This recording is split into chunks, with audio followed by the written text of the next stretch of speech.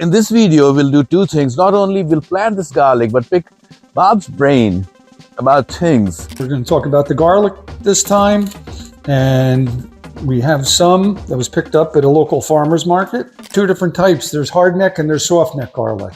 This is a hardneck garlic. This is the one that usually does best in our area. The others I found, Sussex County, New Jersey, had their garlic honey harvest festival last weekend, and I just happened upon that, where they had 4 or 5 different garlic growers and had their different varieties out there, name varieties. Bob, you want to talk about these name varieties? Black garlic. What's that? There's a number of different varieties. This is an Asian hardneck rocambole. It's called Korean Red. This is Music. It's one of my favorite varieties. I used to sell this in the store. They're usually large. It's a heavy producer. Black garlic isn't really a variety. Black garlic is caused by a process. It's like a fermentation. A couple different feelings on spacing with them. Traditionally, I had always gone about 2 inches or so, 2.5 inches, and you're going about 2 inches down. You don't want to smother them. Oh, मेरे भाई.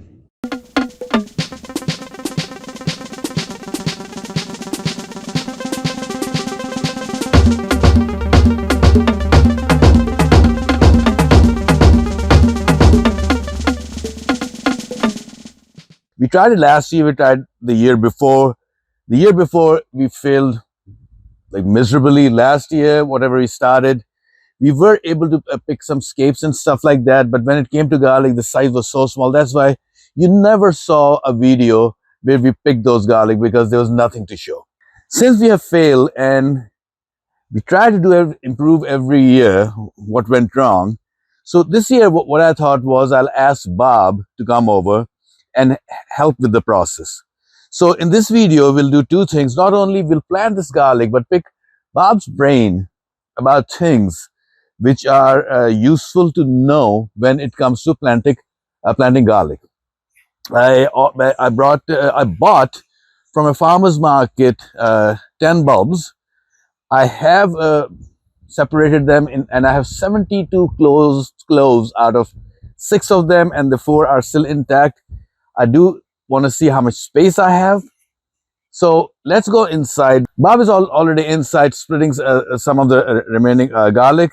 So let's go and talk to him. So we are inside and Bob is here. As I said, some of the garlic has been split, which you can see in front of Bob. What Bob will show you is just the general idea how to do it right. All right, how we doing all?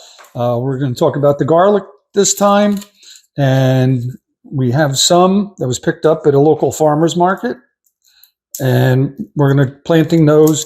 We're going to talk about 2 different types. There's hardneck and there's softneck garlic. This is a hardneck garlic. This is the one that usually does best in our area. You can see this one's been cleaned, and you see the hard neck. I have a soft neck later. We'll show you where there's no neck. So these garlic are planted in the fall. The hardneck do a lot better in our area up here in the Northeast and generally in the North. The cold, the hardneck actually needs cold to vernalize and set up its bulb in the spring. They need at least 10 days of under 50 degrees weather to produce their roots and start forming up bulbs. So Bob, one thing which I've heard, and there's a lot of information, and when we come to internet, one thing becomes a curse also. Is it too much information or too much misinformation? Okay. My own experience, and I want to discuss that with you, and could be that my experience is wrong. That's why I've failed over the years not to be able to grow garlic properly. And what I've heard is people used to say that before the first frost, 1 month before, you put it in the ground. Okay. And then go from there. My thought is a bit different, which is up till until the ground could be is not frozen hard, and you can dig in, you can still do it. What are your thoughts? I agree with that. I think, around here, what is the date of the last frost? Really, it's become much later at this time. Right. Traditionally it was always mid-October. Now it's mid-November. Yes. And I think even if you go past that, last year, I don't think we had the ground freeze up till January, if at all. So I think you can get away definitely until mid-November. probably the end of November. Well, you're a month till mid-November, and the ground's nowhere near frozen. So people who will be watching this video somewhere in November, they still have enough time to go and purchase garlic if they can, because purchasing garlic will be an issue now. Yes. But if you can get hands on it, you can still do it. You can even experiment with store-bought garlic. Sure. In many stores, they have organic garlic. Just get that. It's $1 more expensive, but that's an experiment. Hasn't been treated at all. But again, you need the hard neck. A lot of the garlic sold in stores is soft neck. It's fine for Gilroy, California, the warm areas, but won't do as well here generally. And there are certain varieties that will do better. But you can still maybe able to find it. Some of these varieties I found in an Agway in Dublin, Pennsylvania. You had found these at a local farmer's market, I believe. So, and again, it wasn't a name variety, but again, as long as it's a hard neck, you should be okay. The others I found, Sussex County, New Jersey, had their garlic honey harvest festival last weekend, and I just happened upon that where they had 4 or 5 different garlic growers and had their different varieties out there, name varieties. Bob, you want to talk about these name varieties? Surely, sure. Bob bought it for them himself because he will plant them also. He is willing to share, but I think I've got far too much. But I did ask him to bring his garlic over so we can just have a discussion, so you will learn something from him. As I said, this video is not just about showing how to plant garlic, but picking Bob's brain to have more knowledge. So Bob, please come over and show us what you have. Sure. Again, we're talking, there's 2 main different types of garlic. You have your hard neck and you have your soft neck. The hard neck, again, does better in this area. With the hard neck, there's several different varieties also. Now, you can go, there is purple stripe. Purple stripe is a very big group of garlic, and it's probably the most genetically close to the original garlic species. And it looks like it's smaller in size. The cloves look a bit smaller. It should get bigger. Some of these, I think, because most of these were grown in North Jersey, we had such a dry year, I think a lot of them didn't form up like they would have. Okay. Okay, this is one, it's called Blannick. Now, Blannick is a glazed purple stripe, it's called. And you can see a lot of these are colored because of their skin. I thought I had one cleaned off here. If you were to clean it off, you would see it'd be nice and white. Now, okay, here you can see this is the neck on the hard neck. This is a scape that comes up in the spring, and the scape is actually a delicacy if you choose to cut it. There is a lot of debate on whether you should cut it, and there's a big feeling out that it should be cut, and if you do cut it, it will form a larger bulb, as more strength goes down into forming that bulb. So the Blannick is an old variety. It was found in Bulgaria originally. It's a strong garlic flavor, and usually they're pretty easy to peel, and that's one thing to look for your garlic. You want it sort of easy to clean. Though again, because these are so small, it may not be as well. Another variety is, not variety, but type is porcelain. Now this is music. It's one of my favorite varieties. I used to sell this in the store. They're usually large. It's a heavy producer. Nice, clean bulbs. They're usually 5 to 6 cloves. This one has almost 7, but it's great. You can see nice coloring to it again. Just a very good one to do. And it has another one. Most of them have very good taste. This one originally came from Italy, just to give you an idea. It was brought in, it's called music because it was brought in from a guy called Al Music. Now this is rocambole. Rocambole is the probably the most familiar group. There's a number of different varieties. This is an Asian hard neck rocambole. It's called Korean Red. Again, easy to peel, nice wrapper to it. You can see the bulbs are clean. Again, you can see that nice hard neck there, that scape that forms up. That one, can you guess where it came from? Korea. I said Korea. Yes, I made that one easy. Here's another one, Ukraine Gold. You can see the cover has a little bit of gold color to it. Again, when you clean them down, they're all pretty clean. Again, another rocambole, early variety, strong flavor, found in the Ukraine. So a little bit up to date. Very popular one, German red, Rocambole mid-season. Again, called red because of that covering on it. Again, usually pretty easy to peel. Here's a better shot of that. Here's one to show you it doesn't all come from Europe. This is called Chamacil Wild. It's a Rocambole. This one was found in Taos, New Mexico, along a creek there. And it's supposedly excellent. There's a better shot of the name. Should be a bigger bulb, but again, I think because of the weather, it just didn't form up. Last, this one's called Rosa di Salmona. Very popular, but hard to find. And this one is a very extremely rare one. This is also called red garlic of Salmona. A little bit different. Chefs prefer this because there's a little nutty flavor. This one's also known for being a good antibiotic. Now, most of your garlics are good antibiotics and help. They have something called allostatin, which helps greatly with the garlic, with fighting colds and stuff like that. And there's actually a cold remedy that this one's known for. If you take a couple glasses of water, 5 slices of lemon, bay leaf, and a couple cloves of this, simmer it for a while and take before bedtime, and it should be good to hold off colds and such. Now we have Gardener Bob becoming Dr. Bob. Share everything. And just to jump back, I said we'd have one. This is a soft neck. Usually don't do well in the area. This one's called Transylvania, found in the mountains of Transylvania. Basically the same, but now here you can see there's no there's no neck, soft neck, or the neck is just this simple soft thing. So no scaping forming up. It'll be interesting to see if it grows in our area. It's supposed to, but traditionally the soft necks have not done well. So that's a pretty good representation. There's hundreds of different varieties. There's a lot of confusion amongst the varieties, but you can always find something good. Again, we're jumping back. We have this is the hardneck that was found at the farmer's market. And yeah, we've cleaned a lot of them, so they're ready for planting. And it's really pretty simple. You just want to break up the cloves. Some of these, again, this is 1, 2, 3, 4, 5, 6, 7, maybe 8 cloves in that one. So you want to take each clove. You want to clean some of the paper, the sheathing off. Just to clean a little bit, so you want to get contact with the roots in there. You can leave these on. I don't think it makes a difference, as long because you're going to have this down in the soil.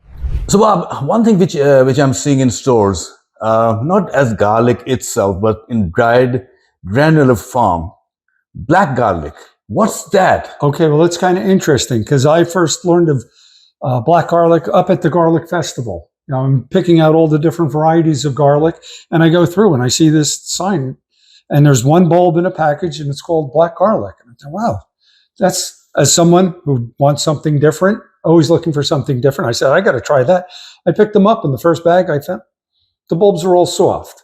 I figured, oh, it's kind of mushy, and I go through all the bags. Then I realized black garlic isn't really a variety. Black garlic is caused by a process. It's like a fermentation.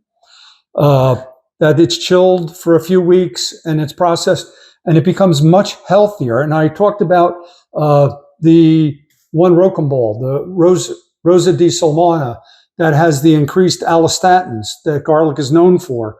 And the black garlic process greatly increases that allostatin and the other protectants that are found in the garlic. So I think it's something we got to try. I got to look into the process, and maybe that'll be a future video. Sure. So something interesting we learned just now. Now, Bob, I understand that the amount of light, the daylight length, has an effect on garlic, and I think anything which will be green and bulb forming in the bottom would. Definitely. Would you like to explain everybody what? Well, just daylight in the spring as the days get longer. That's what sets off the tendency of the garlic to form up a bulb. So you need that brightening in the spring. I think that will help with that. So 2 things, you need that vernalization, you need the cold spell, then you need the brightening of the daylight hours in the spring. I have heard many people, when it comes to bulbs, and I think the rule remains the same, garlic is a bulb.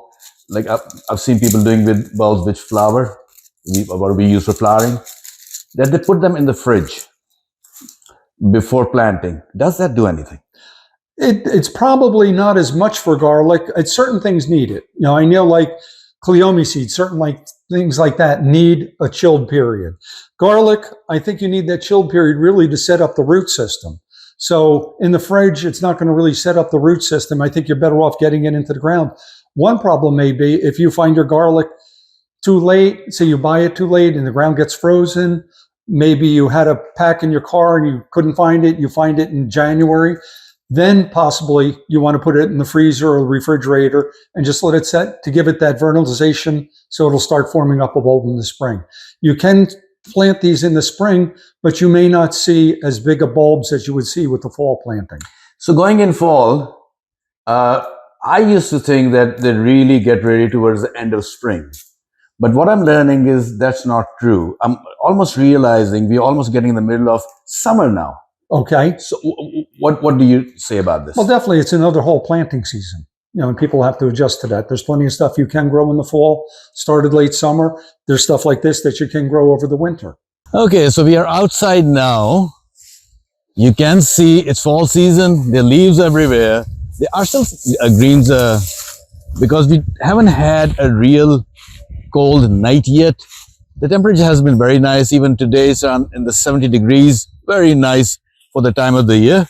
So these are the spots that I have that I've used over the years to plant my garlic.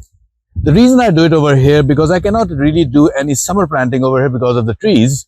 So when I do garlic, right now the leaves will fall, so it will get the sunlight. At the same time, by the time the garlic is ready, there will be enough light, because the trees are taller, it will be fine. So Bob, what are the rules here now? Rules are you got a nice soil to work with. It looks like it's got some organic matter, fairly well drained. So I don't think we need to amend that at all. We could just start planting.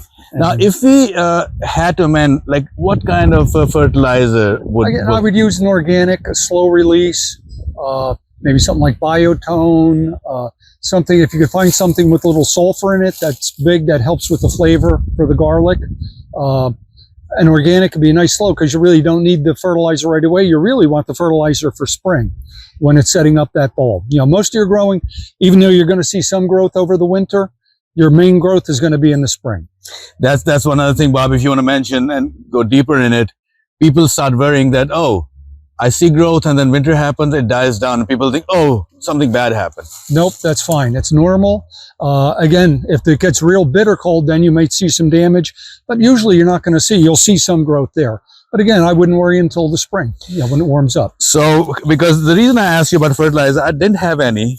And it's the time of the year that to find fertilizer from somewhere is a bit difficult. Yes, okay. I just didn't have any at home. So I'm good that as soon as early spring, when I can find fertilizer, I can just amend it. Even in the meantime, if you get a little mulch will help cover them and protect them a little bit.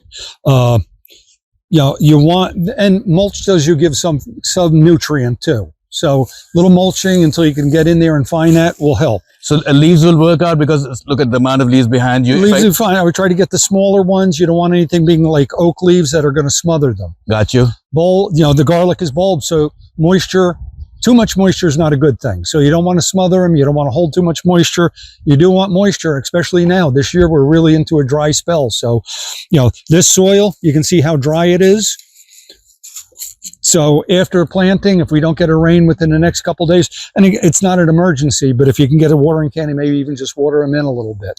Now, so there's a couple different feelings on spacing with them.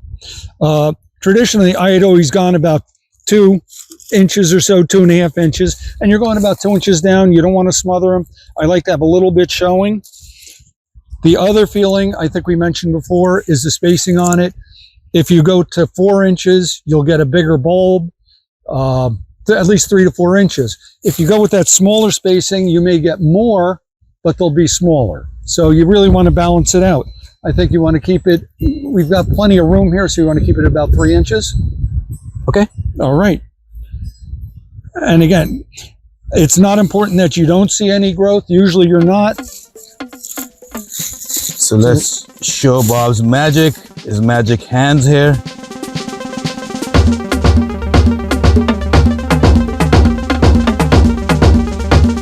This is where your roots are going to form up. This is where your scape will form up.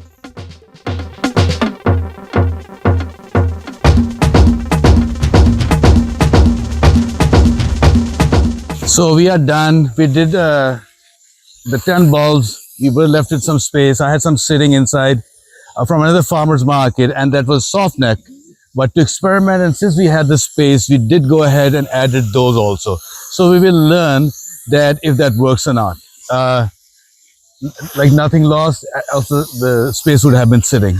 As that said, as Bob is watering them, this is all you need to do.